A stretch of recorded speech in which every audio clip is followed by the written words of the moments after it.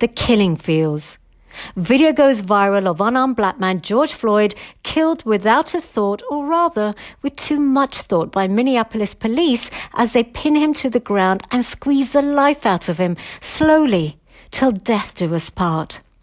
One gets to see a black man handcuffed, thrown to the floor, with him clearly saying that, "I can't breathe," as Derek Chauvin, a Caucasian police officer, is seen knelt on Floyd's neck for 8 minutes and 46 seconds. Currently, the White House is under lockdown version 2 as protests spread through Washington, D.C. Now, this isn't the first time there's been a clash between folks of color and the police. In America, we've had Rodney King, a black criminal who survived a brutal attack by police, who later sued the police department for their abusive treatment. Then there was Eric Garner, another black man detained for selling illegal cigarettes and abused in a similar way in custody by police yet again. And these are only the ones that come to light.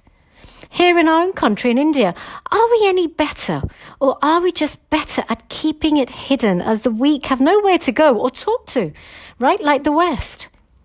Where the virus quietly went on its merry way and did its thing, well, Chauvin just finished the job as protests have spread from state to state. LA has just announced a curfew amidst the anger as West Hollywood and Beverly Hills, amongst a few, are literally in lockdown too. Did anyone really need this, as we are still trying to pick ourselves up from the ruins of the pandemic? But it looks like all the minority groups have really come together in solidarity, as the owners of an Indian restaurant in America, Gandhi Mahal in Minneapolis, in fact, stood without remorse as they watched their own building set alight in the name of justice. Now, such was the impact of the death of George Floyd, who will now go down in history as another sacrifice for change. The restaurant owner's daughter burns with an inner fire as she backs the Justice for George Floyd and Black Lives Matter campaign. A GoFundMe, in fact, has already raised lakhs to rebuild the restaurant as people show their appreciation worldwide.